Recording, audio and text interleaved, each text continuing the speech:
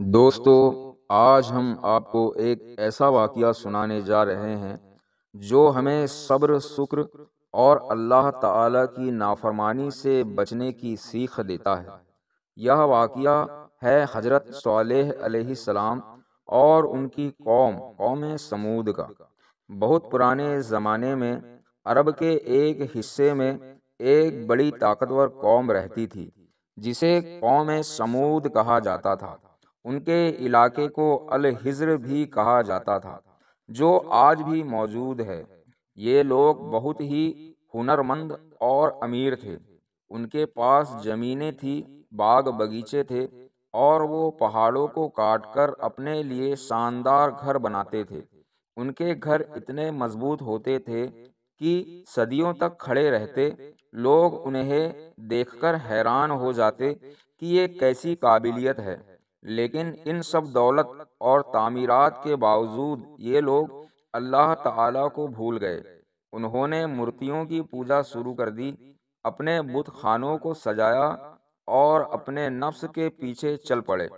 اللہ تعالی نے جب اس قوم کی حالت دیکھی تو اپنی رحمت سے ان میں ایک نبی بھیجا۔ یہ نبی تھے حضرت صالح علیہ السلام۔ حضرت صالح علیہ السلام اسی قبیلے میں پیدا ہوئے تھے۔ لوگ ان کی عقل، ایمانداری اور سچائی کی مثال دیتے تھے۔ جب وہ جوان ہوئے تو لوگ اکثر کہا کرتے تھے، اگر ہماری قوم میں کبھی کوئی بڑا بننے لائق ہے تو وہ صالح ہے۔ لیکن جب اللہ نے انہیں نبوت دی اور انہوں نے لوگوں کو توحید، ایک اللہ کی عبادت کی طرف بلایا، تو اچانک وہی لوگ جو انہیں پسند کرتے تھے ان کے دشمن بن گئے۔ حضرت صالح علیہ السلام نے اپنی قوم سے کہا، اے میری قوم کے لوگو، صرف اللہ کی عبادت کرو۔ وہی تمہارا پیدا کرنے والا ہے، وہی تمہارا مالک ہے۔ ان بتوں کو چھوڑ دو، یہ تمہیں نہ فائدہ پہنچا سکتے ہیں اور نہ ہی نقصان۔ لیکن قوم کے بڑے سردار بولے، اے صالح، ہم تو تم سے بڑی امید رکھتے تھے، لیکن اب تم نے ہمیں ہمارے باپ داداؤں کے دھرم سے ہٹانے کی کوشش کی۔ تم ہم سے یہ چاہتے ہو کہ ہم اپنے دیوتاؤں کو چھوڑ دیں۔ قوم سمود نے کہا، اگر تم سچ مچ اللہ کے نبی ہو تو ہمیں کوئی معجزہ چمتکار دکھاؤ، ایسا معجزہ جسے دیکھ کر ہمیں یقین ہو جائے کہ تم سچ کہہ رہے ہو۔ حضرت صالح علیہ السلام نے فرمایا، کیا چاہتے ہو تم؟ انہوں نے پہاڑ کی طرف اشارہ کر کے کہا، اس چٹان سے ہمارے سامنے ایک زندہ اونٹنی نکل آئے، اور وہ بھی کوئی عام اونٹنی نہیں بلکہ گجب کی بڑی اور خوبصورت۔ اللہ تعالی نے اپنے نبی کی دعا قبول کی۔ وہ بڑا پہاڑ کانپنے لگا، زمین ہلنے لگی، اور سب لوگوں نے اپنی آنکھوں سے دیکھا کہ چٹان پھٹی اور اس میں سے ایک زبردست اونٹنی باہر نکلی۔ وہ اونٹنی اتنی بڑی تھی کہ لوگ دنگ رہ گئے۔ اس کی آنکھوں سے نور چمک رہا تھا، اس کا جسم بے حد خوبصورت تھا، اور اس کی موجودگی پورے علاقے میں ایک عجوبہ بن گئی۔ حضرت صالح علیہ السلام نے کہا، اے لوگو، یہ اونٹنی اللہ کی طرف سے ایک نشانی ہے، اس کا خیال رکھنا، اسے تکلیف مت دینا۔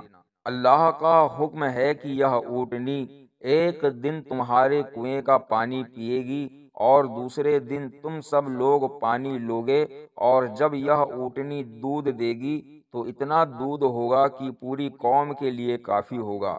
اب آپ سوچئے، قوم سمود کے سینکڑوں لوگ تھے، لیکن جب یہ اونٹنی دودھ دیتی تو سب کے سب پیٹ بھر کر پیتے اور برتن بھر جاتے۔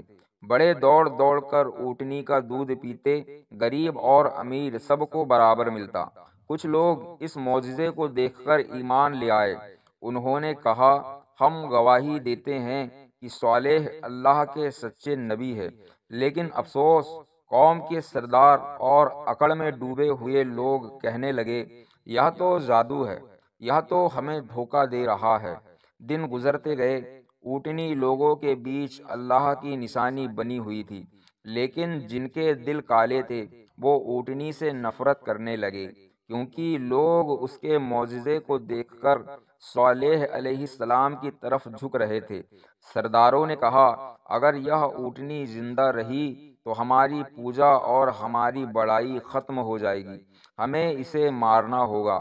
آخر کار 9 بدکار اور شیطان صفت لوگ مل کر ایک رات سازش رچتے ہیں۔ انہوں نے اونٹنی کو گھیر لیا اور بے رحمی سے اسے قتل کر دیا۔ اونٹنی کی دردناک آواز پورے علاقے میں گونج اٹھی۔ لوگوں نے دیکھا کہ اللہ کی نشانی کا خون بہہ رہا ہے۔ حضرت صالح علیہ السلام کو جب خبر ملی تو ان کا دل رو پڑا۔ انہوں نے کہا، اے میری قوم، تم نے بہت بڑا گناہ کر دیا۔ اب اللہ کا عذاب سزا تم پر آئے گا۔ تمہارے پاس صرف 3 دن ہے، اس کے بعد اللہ کا فیصلہ ہو جائے گا۔ لوگ ہنس پڑے اور بولے، لو، 3 دن کا وقت دے رہے ہو، ہم دیکھ لیں گے۔